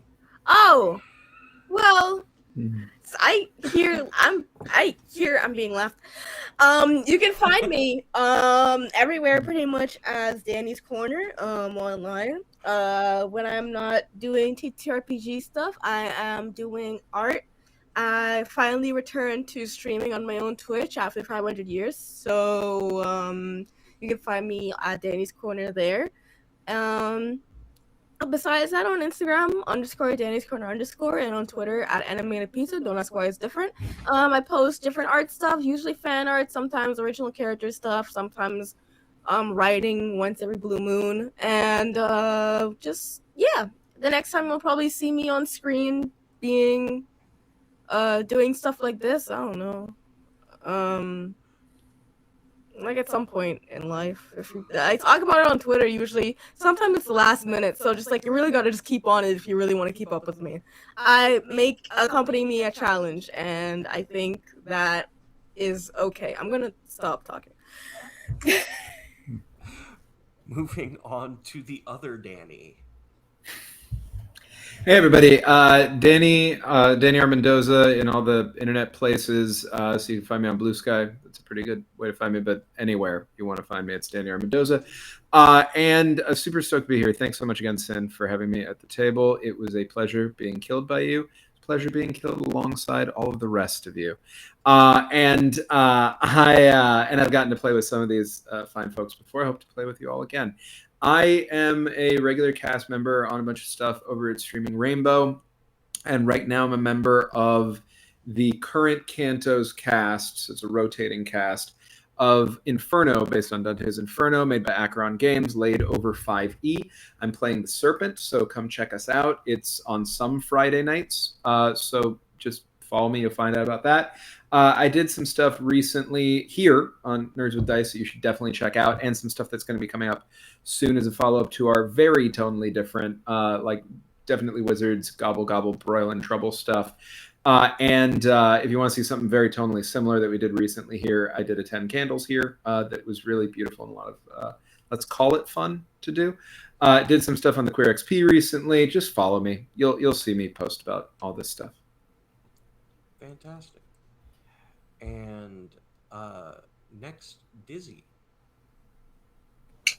What's up, everybody? It's Colton Grimes here. I've been Dizzy Bard. I come back semi-regularly to the Nerds with Dice channel. I'll be back on the 21st this month in the afternoon for our now recurring Oops All Ace Thirsty Sword Lesbians game. We find ourselves in a lot of trouble in that game.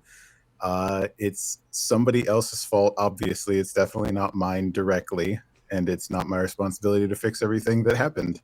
So we'll see how that works out, based on how everybody else solves the problem that somebody made. In either case, I'm preparing to launch the Bard Chronicles Volume 2 Kickstarter pretty soon, so stay tuned for that. You can find me at Dizzy the Bard on YouTube and Blue Sky, and if you see me anywhere else, probably no you didn't. I'm probably not anywhere else.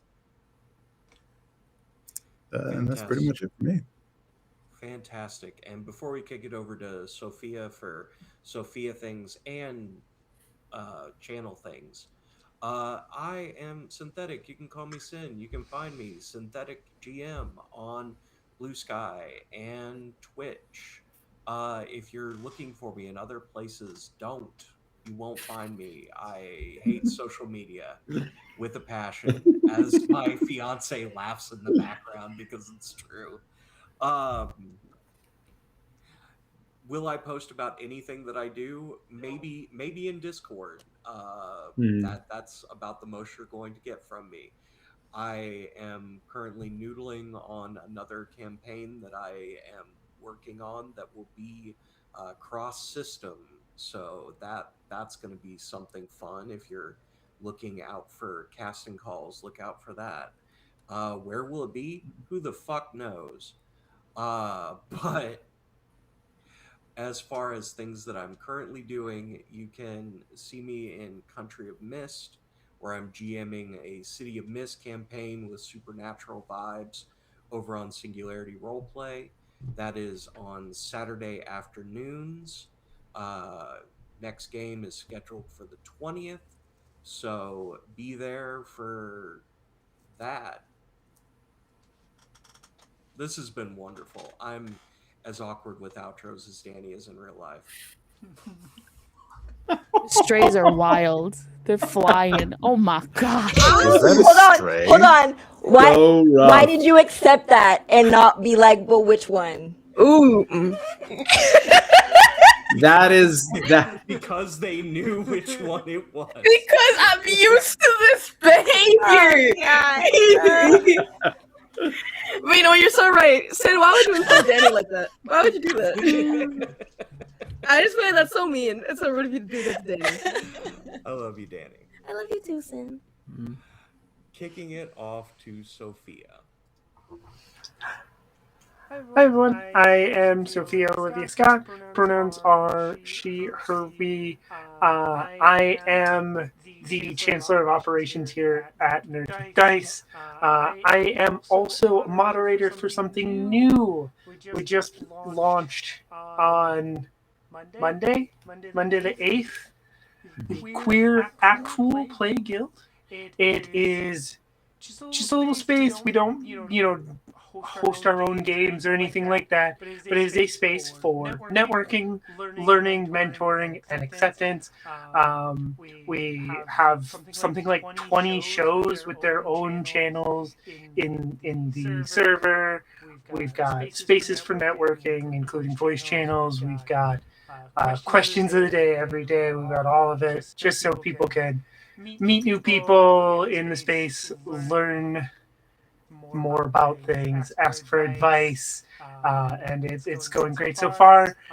It's and it's only Friday, so join up. You can find it.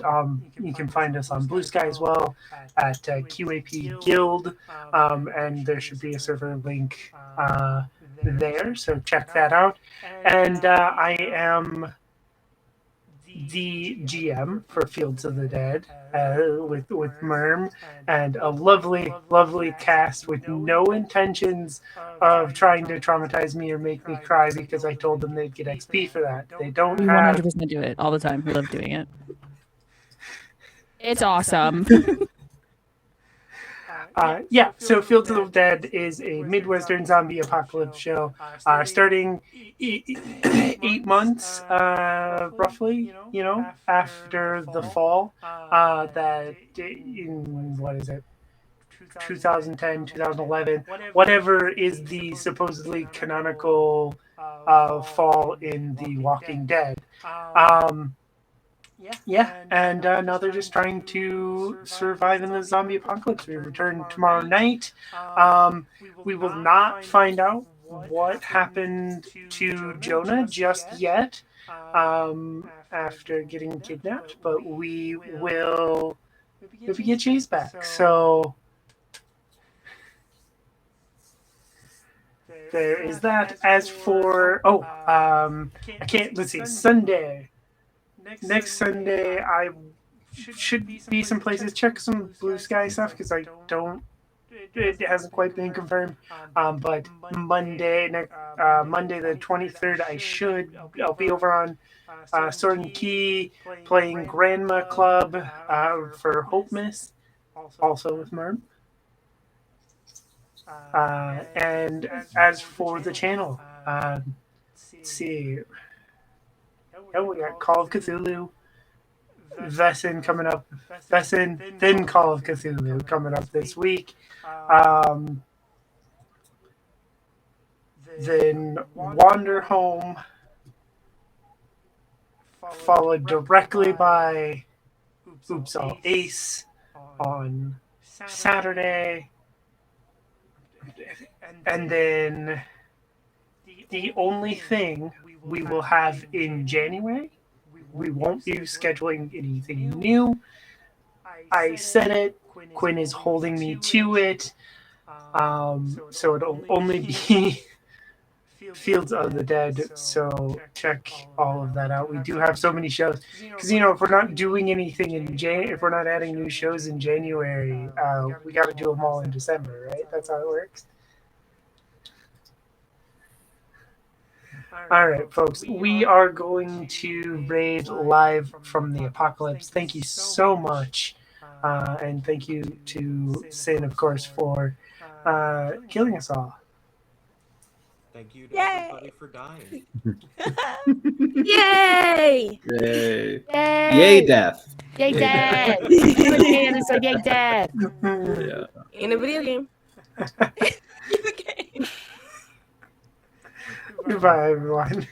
Bye. Bye.